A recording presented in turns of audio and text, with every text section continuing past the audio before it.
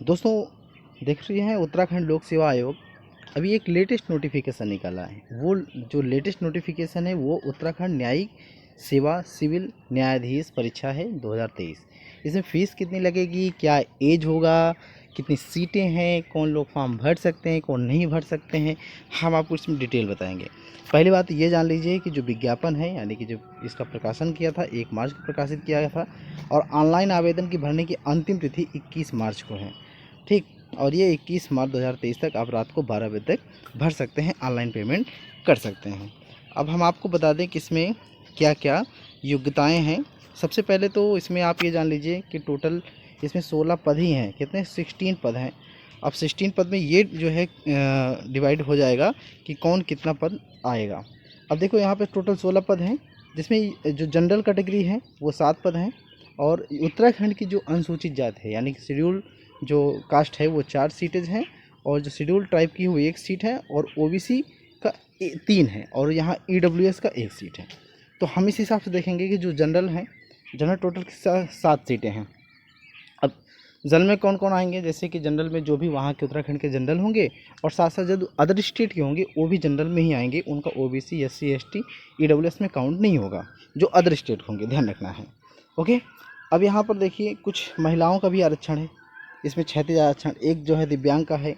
अब इसी में से देखो ये जो 7 है टोटल, देखो 7 है जनरल का। ठीक।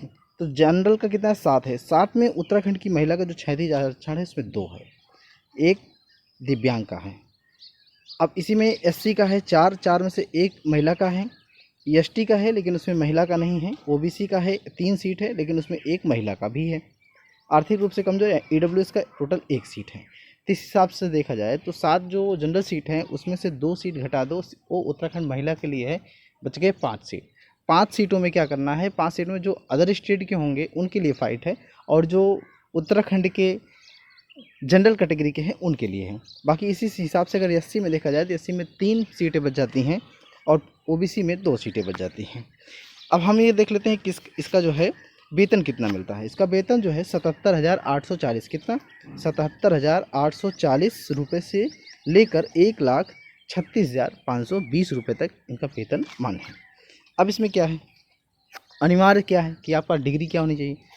तो सब आपको ये भी पता है कि आप एलएलबी किए हों, आपका लॉ में ग्रेजुएट हों, साथ ही साथ हिंदी का आपको नॉलेज हो थोड़ी बहुत, कंप्यूटर संचालन का थोड़ी बहुत जो बेसिक नॉलेज है, बेसिक नॉलेज होना चाहिए, कंप्यूटर का बेसिक नॉलेज होना चाहिए। अब बाकी हम ये भी देख लेते हैं कि जो आयु है, उम्र है, इनकी उम्र कैसी क्या है भाई, ये भी डिसाइड किया जा सकता है कि उम्र कितनी होनी चाहिए। तो मिनिमम एज जो है वो 22 वर्ष है और मैक्सिमम एज जो है वो 35 वर्ष है। ओके।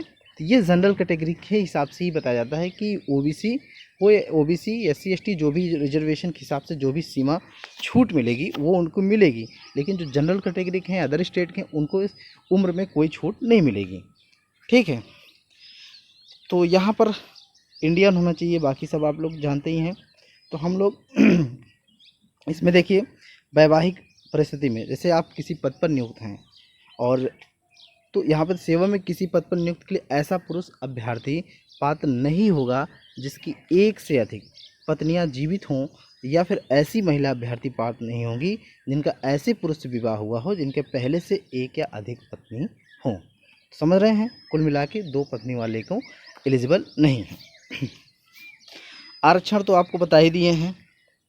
अब हम इस पे चलेंगे, क्या नाम है, अब वेबसाइट भी देख लो। इसमें वेबसाइट कहाँ से आप कर सकते हैं, ये वेबसाइट है psc.uk.government.in या फिर ukpsc.net.in से आप लॉगिन करके आप वहाँ पर यूकेपीएससी का सिविल जज का फॉर्म भर सकते हैं। ओके। अब देखो यहाँ पर एक चीज़ ये भी बताया गया है कि जैसे रजिस्ट्रेशन के बाद आप मोबाइल नंबर एडिट नहीं किया जा सकता। अब रजिस्ट्रेशन कर दिए, मोबाइल नंबर डाल दें, उसके बाद एडिट नहीं कर सकते। इस चीज़ को ध्यान में रखना और ध्यान से अपने फॉर्म को भरना, क्योंकि इसका लास्ट डेट 21 मार्च को है, ये भी ध्यान रखना। अब जो हम बात करेंगे जो पेमेंट है, जो शुल्क लगेगा कितना लगेगा, इसमें टोटल लग जाएगा 172 रुपये 30 पैसे। किसका लग रहा है? अनरिजर्व का, यानी कि जो जनरल कैटेगरी के हैं उनका 172 रुपये 30 पैसा। ईडब्ल्यूएस का भी 172 रुपये 30 पैसा है। ओबीसी का भी 172 रुपये 30 पैसा लग रहा है। आप 173 मान लेते हैं मोटा मोटा। तो ओबीसी या ओबीसी का 173 मान लेते हैं, एससी या एसटी का कितना 82 रुपये 30 पैसा 83 मान लेते हैं। और जो उत्तराखंड राज्य में संचालित स्वैच्छिक राजकीय गृह में निवारक अनाथ बच्चे हैं उनकी कोई फीस नहीं है, और पीडब्ल्यूडी के लिए 22 रुपये 30 पैसा 23 रुपये मान लेते हैं। ओके, अब यहाँ पर देखो अभ्यर्थी के लिए मुख्य लिखित परीक्षा एवं व्यक्तिगत परीक्षा साक्षात्कार से संबंधित कुछ महत्वपूर्ण निर्देश हैं। क्या है कि प्रश्नगत विज्ञापन के सापेक्ष जो भी यहाँ पर आपको बताया गया है कि प्रारंभिक परीक्षा आयोजित किए जाने की दशा में प्रारंभिक परीक्षा में जो सफल अभ्यर्थी होंगे मुख्य लिखित परीक्षा और कंप्यूटर संचालन आधारभूत ज्ञान की प्रायोगिक परीक्षा में सम्मिलित किए जाएंगे। यानी कि आप पीटी पास करेंगे, उसके बाद मेंस का होगा, फिर आप जो है इंटरव्यू के लिए किया जाएगा। ओके, तो मुख्य यानी कि लिखित परीक्षा होगी। साक्षात्कार पूर्व अभ्यर्थियों को यथा समय ऑनलाइन आवेदन पत्र किए जाने के हैं। बाकी ये सब चीज़ें आप समझ जाइएगा। बाकी चीज़ें हम अब बात करेंगे सिलेबस पे कि इसमें क्या क्या सिलेबस आएगा। तो जैसे देख रहे हैं कि स्क्रीन पे प्रारंभिक परीक्षा के लिए निर्धारित विषय एवं पाठ्यक्रम।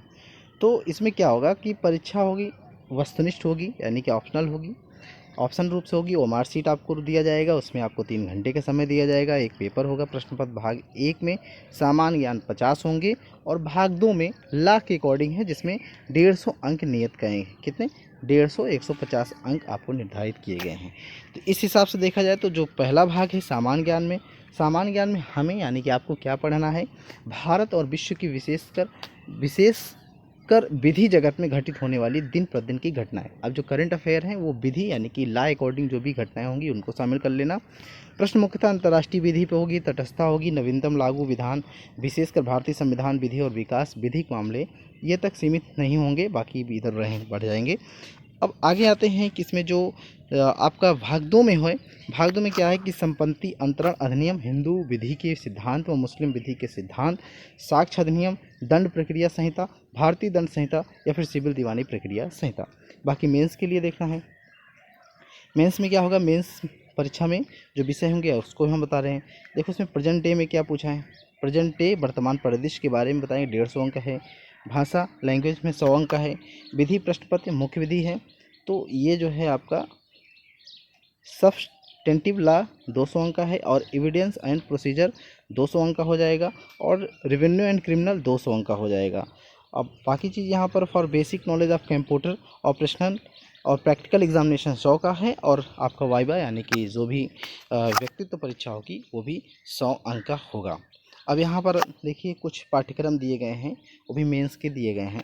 तो मेंस का जैसे भाषा हो गया, ये आपको डिवाइड करके बताया है, पूरा डिस्क्राइब करके बताया है कि इसमें कौन कौन से पार्ट शामिल होंगे। जैसे मुख्य विधि में संविदा विधि, भागीदार विधि, सुखाचार, अपकृत हो जाएगा। इसी तरह प्रक्रिया और साक्ष्य में साक्ष्य विधि, दंड प्रक्रिया संहिता हो जाएगा। राजस्व में क्या है, उत्तर प्रदेश जमींदारी विनाश और भूमि सुरक्षा अधिनियम, जैसा कि उत्तराखंड में लागू है।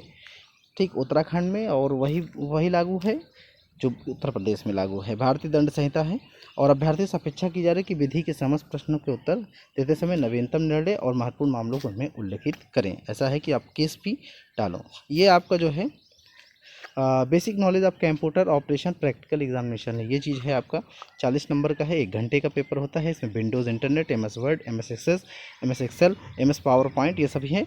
और बाकी आपका जो इंटरव्यू होगा ये है आपका इंटरव्यू 100 अंक का हो जाएगा। ठीक है, तो ये सारी चीज़ें हैं। उम्मीद करते हैं कि आप लोग फॉर्म भरे होंगे, और अगर नहीं भरे होंगे तो आप फॉर्म भर दीजिए, बाकी तैयारियां अपने आप से कीजिए।